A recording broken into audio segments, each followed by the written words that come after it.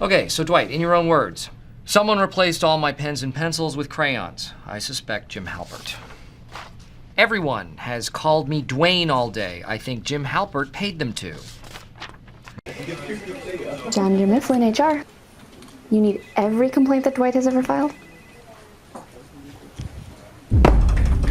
Okay, there is an entire chapter of Jell-O pranks. Do you want those? There's about 14 complaints, all related to when the entire office dressed as Dwight. Right, well, he filed a complaint against every single person in the office, so... The time that Jim convinced him he was adopted? You have that one? Okay. You know what? This is gonna take forever. How about, instead of sending individual complaints, I just let you know how many complaints Dwight submitted a month? Okay, awesome. I'll get that to you today. All right, bye. Dunder Mifflin, HR. Hi, Dwight. Yeah, I have time for a complaint. Okay, so here you can see a dot plot and a list of the number of times that Dwight made a complaint each month. We've previously learned that to find the median of a data set, you find the middle number. So I'm gonna start by doing that. Okay, so I counted 8 up from the left and 8 down from the right. Looks like 12 is our median. That tells us like the typical number of complaints that Dwight made each month, but there's a few other numbers that we can find about this data set that will help describe Dwight.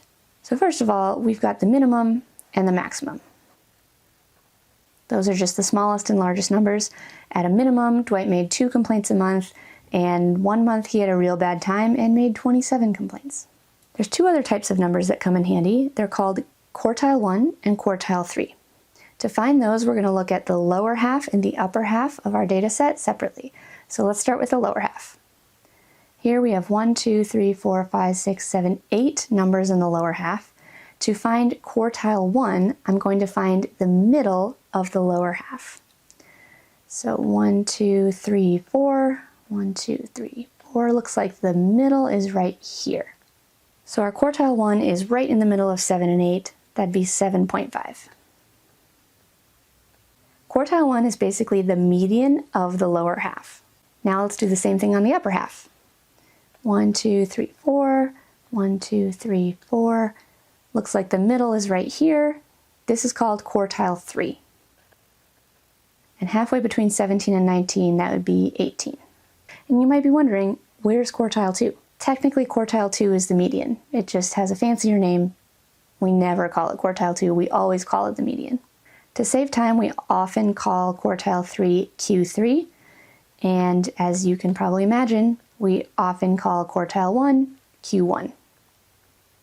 Just abbreves. So I'm just going to mark where these fall on the dot plot. So here's quartile 1, quartile 3, and here's the median. As you can see, this splits the dot plot into 4 chunks. Each chunk is 25% of the data. You can see from where I've marked Q1, median, and Q3 that some of these 25% chunks are really condensed. Like Q1 to the median from 7.5 to 12, that's pretty closely packed. 25% of his complaints are in this small little window. Q3 to the end of the data set is not as compact. It's a little more wide, so we can see that that 25% is a little more spread out. Real quick, let's just get into some technical details of Q1 and Q3. If we have an odd number of numbers, we're going to find an exact number for our median. So in this quick example, 6 is our median. Once you've found the median, ignore it. You do not need it to find Q1. She's gone. Leave her alone. You look at the median again, believe it or not, straight to jail. You make an appointment with the dentist and you don't show up, believe it or not, jail right away. So if I want to find Q1, I just look at these 3 numbers. I do not look at the 6. So Q1 would be 3. If I want to find Q3, I just look at these 3 numbers. I do not look at the 6. So Q3 would be 8.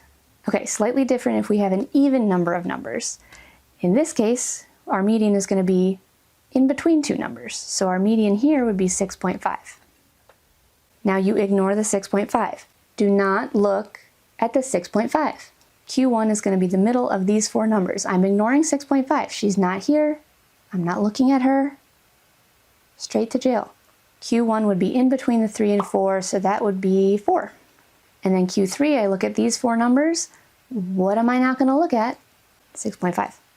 So my Q3 is in between 8 and 9. That would be 8.5. So the biggest takeaway, I don't know if you noticed, kind of made a big deal of it. You should not be looking at the median when you are calculating your Q1 or Q3. You ignore the median. You know who's going to complain if you look at the median when you're trying to calculate Q1 and Q3? I am going to tell Michael, and this entire office will be punished. You don't want that.